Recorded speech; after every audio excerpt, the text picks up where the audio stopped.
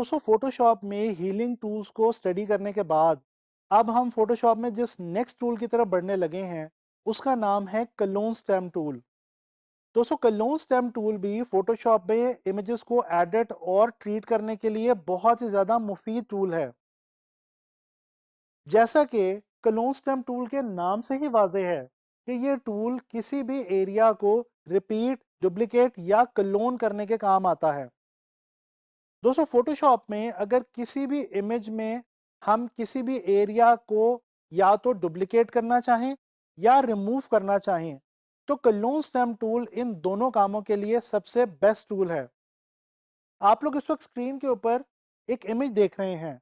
ये एक लेक का इमेज है जिसके किनारे पे घास उगी हुई है।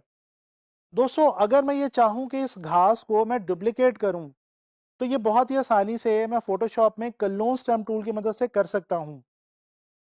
एक और इमेज आपके सामने इस वक्त मौजूद है स्क्रीन के ऊपर। दोस्तों इस इमेज में आपको रोड के ऊपर कुछ साइंस नजर आ रहे हैं। अगर मैं चाहूं कि इन साइंस को मैं रिमूव कर दूं तो ये भी बहुत ही आसानी से और बहुत सफाई से कलोन स्टेम टूल की मदद से फोटोशॉप में किया जा सकता है। तो चलें चलते हैं फोटोशॉप की तरफ और एक्सप्लोर करते हैं कलोन स्टेम टूल को। दोस्तों ये आप देख सकते हैं कि इस वक्त ये आपके सामने लेक वाला इमेज जो है ये मैंने फोटोशॉप में ओपन किया हुआ है। मैं सबसे पहले लेयर ज़ीरो करता हूँ। आप देख सकते हैं बहुत ही खूबसूरत इमेज है लेक का। पीछे माउंटेन्स नज़र आ रही हैं, खूबसूरत सा स्काई है और यहाँ पे ये घास जो है ये उगी हुई है। अच्छा, ये जो घास के चंक्स आपको नज़र आ रहे हैं इनको हम बेसिकली अभी डुप्लीकेट करते हैं और देखते हैं कि हम इस इमेज के साथ क्या कर सकते हैं कलोन स्टेम टूल की मदद से। दोस्तों कलोन स्टेम टूल की जो शॉर्ट की है वो है एस। जैसे ही आप फोटोशॉप में एस प्रेस करते हैं तो आप कलोन स्टेम टूल के ऊपर पहुंच जाते हैं। अच्छा, मैं यहाँ पे न्यू लेयर लेता हूँ क्योंकि मेरे पास यहाँ पे कलोन स्टेम टूल में ये तीनों ऑप्शंस मौजूद हैं, current layer, current and below और ऑल लेयर्स। तो लिहाजा मैं यहाँ से ऑल लेयर्स को चूज़ कर रहा हूँ और यहाँ से मैं एक एक्स्ट्रा लेयर ऊपर ले रहा हूँ ताकि मैं जो भी वर्किंग करूँ वो मेरी एक्स्ट्रा लेयर में मेरे पास मौजूद हो। अच्छा दोस्तों, इसके अलावा यहाँ पे हमारे पास एक और इम्पॉर्टेंट ऑप्शन ये है कि हम यहाँ से ओपेसिटी इसकी कम ज़्यादा कर सकते हैं और इसी तरह से हम इसका फ्लो भी जो है ये भी यहाँ से बढ़ा सकते हैं, कम कर सकते हैं। इस वक्त ये फ्लो मैंने तकरीबन 35-36 रखा हुआ है। अच्छा दोस्तों, ये जो कलोन स्टेम टूल है ये भी बेसिकली ब्रश की मदद से ही इस्तेमाल होता है। सो लिहाजा यहाँ से आप आके सॉफ्ट ब्रश, हार्ड ब्रश, किसी भी तरह का ब्रश जो है वो आप चूज़ कर सकते हैं। उसके अलावा आप उसका साइज़ यहाँ से कम ज़्यादा कर सकते हैं और इसी तरह से आप हार्डनेस भी यहाँ से कम ज़्यादा कर सकते हैं। फ़िलहाल हम हार्डनेस जो है वो नहीं बढ़ा रहे।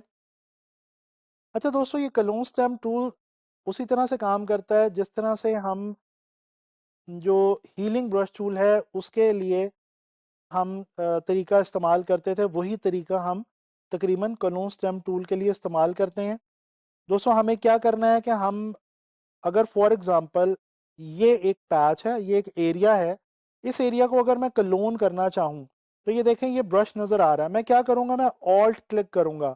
ऑल्ट की मदद से जैसे ही मैं यहाँ पे क्लिक करूँगा तो ये देखें ब्रश ने यहाँ पे कलोन स्टेम टूल ने बेसिकली ब्रश की सूरत में उस एरिया को जो मैंने कलोनिंग के लिए चूज़ किया है इसने अपने पास कैप्चर कर लिया, चूज़ कर लिया। अब मैं जहाँ पे भी जाके क्लिक करूँगा वहाँ पे ये जो एरिया है ये कॉपी हो जाएगा। मैं फ़िलहाल आपको समझाने के लिए यहाँ से फ्लो भी बढ़ा रहा हूँ। ये देखें, इसी तरह से हम क्या करते हैं कि हम यहाँ से करीब करीब के एरिया से पिक करते जाते हैं। लो हम बढ़ा लेते हैं ताकि हमारी जो फ़िलहाल आपको जो है ये ईज़िली नज़र आ सके कि हम कर क्या रहे हैं। ये थोड़ा सा हम जूम करते हैं और जनाब इधर से हमने एरिया जो है वो सिलेक्ट किया और ये देखें यहाँ पे आके हमने कॉपी कर दिया यानी कि क्लोन कर दिया। अच्छा, इस वाले टूल में भी आपने यही करना है कि आपने करीब करीब के एरिया से, यानी मिसाल के तौर पे यहाँ पे अगर आपने स्टैंपिंग करनी है तो यहाँ से आप चूज़ करें बिल्कुल करीब के एरिया से और यहाँ पे आके आप स्टैंपिंग कर दें। तो ये देखें हम बड़े आराम से, बड़ी आसानी के साथ ये जो है वो ग्रास जो है वो हम यहाँ पे ऐड किए जा रहे हैं। ये इतना अच्छा नहीं लग रहा, चलें इसको हम दोबारा ऐड करेंगे। ये देखें जी, यहाँ से मैं चूज़ करता हूँ और यहाँ पे आके मैं कॉपी कर देता हूँ।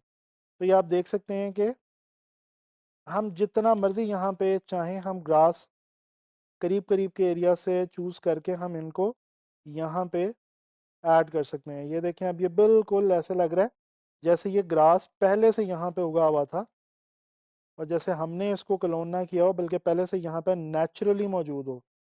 अच्छा दोस्तों, एक और चीज़ मैं आपको यहाँ पे समझाता चलूँ क्लोन स्टेम टूल की, कि हम जितना ज़्यादा इसको ब्रश को छोटा रखेंगे उतने कम एरिया से ये क्लोनिंग के लिए जो एरिया चूज़ करेगा उसको चूज़ करेगा। जितना ब्रश को बड़ा रख के हम ऑल्ट प्रेस करके हम माउस को करेंगे प्रेस, उतना ही ज़्यादा एरिया ये चूज़ करेगा। लिहाजा कोशिश ये होनी चाहिए कि करीब का एरिया हो और थोड़ा सा छोटा एरिया हो, ताकि उसको हम इजीली मैनेज कर पाएँ।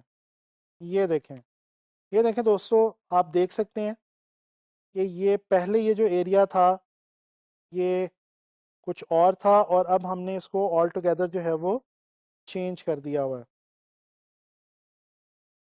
तो ये आपके सामने हमने क्लोन स्टेम टूल की मदद से क्या किया कि हमने घास को जो है वो रेप्लिकेट कर दिया, बिल्कुल उसको हमने क्लोन कर दिया।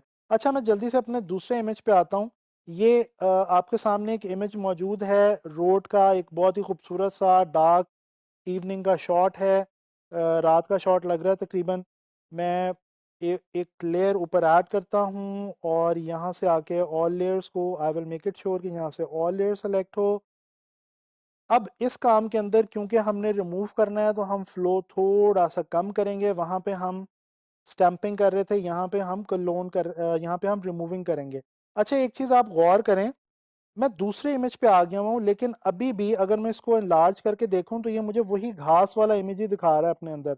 क्योंकि जब तक आप दोबारा दूसरे इमेज में जाके वहां से एरिया सेलेक्ट नहीं करेंगे तो ये पिछले इमेज वाले एरिया को ही चूज करके रखेगा। लिहाजा आपने ध्यान रखना है कि आपने बार बार इसकी मदद से जो है वो पहले एरिया चूज करते जाना है और फिर उसको स्टैंप करते जाना है।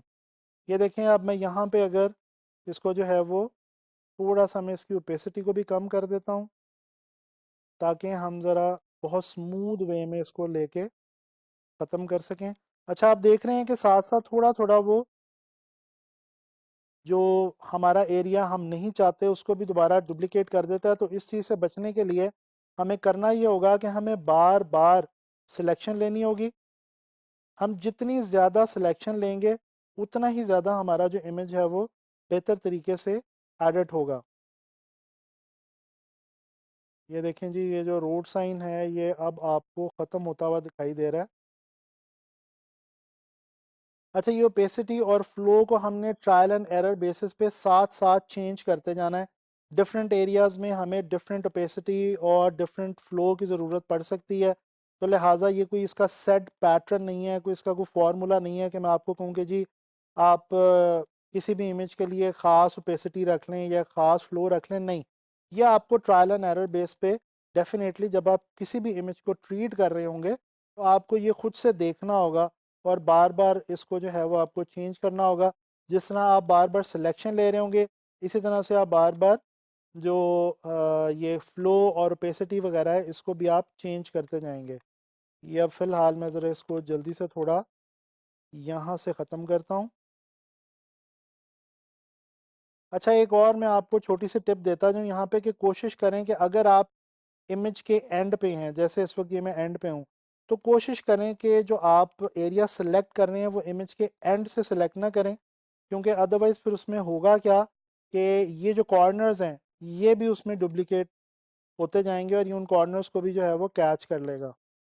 तो इस चीज़ को थोड़ा सा अवॉइड करें। इसका आपको फ़ायदा ये होगा कि आप जो एरिया चूज़ कर रहे हैं स्टैम्प करने के लिए वो एरिया बिल्कुल ठीक रहेगा। ये देखें दोस्तों, हमने रोड के ऊपर से ये जो साइन था इसको बिल्कुल रिमूव कर दिया। अब अगर इस लेयर को मैं ऑफ करके दिखाऊं तो ये देखें वो एक्चुअल लेयर में अपनी जगह पे मौजूद है, लेकिन मैंने कलून स्टैम्प की टूल की मदद से उसको बिल्कुल रिमूव कर दिया। तो दोस्तों, आप लोगों ने देखा कि हम लोगों ने कितनी आसानी से अपने इमेजेस के अंदर कलून स्टैम्प टूल की मदद से कुछ एरियाज़ को रिमूव किया और कुछ एरियाज़ को डुप्लिकेट किया। दोस्तों, हम लोगों ने कलून स्टैम्प टूल को इस लेसन के अंदर लर्न किया, सीखा और हमने बड़ी आसानी के साथ ये देखा और समझा कि हम किस तरह से क्लोन स्टैम्प टूल की मदद से फ़ोटोशॉप में अपने इमेज को ऑल टुगेदर चेंज कर सकते हैं।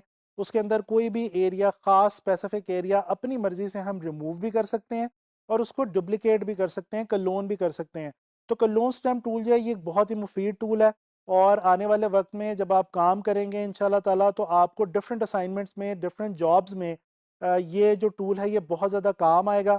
आप किसी भी फ़ोटो को एडिट कर रहे हैं, ट्रीट कर रहे हैं, तो आप उस फ़ोटो को, उस इमेज को अपनी मर्ज़ी से बना सकते हैं, चेंज कर सकते हैं इस टूल की मदद से।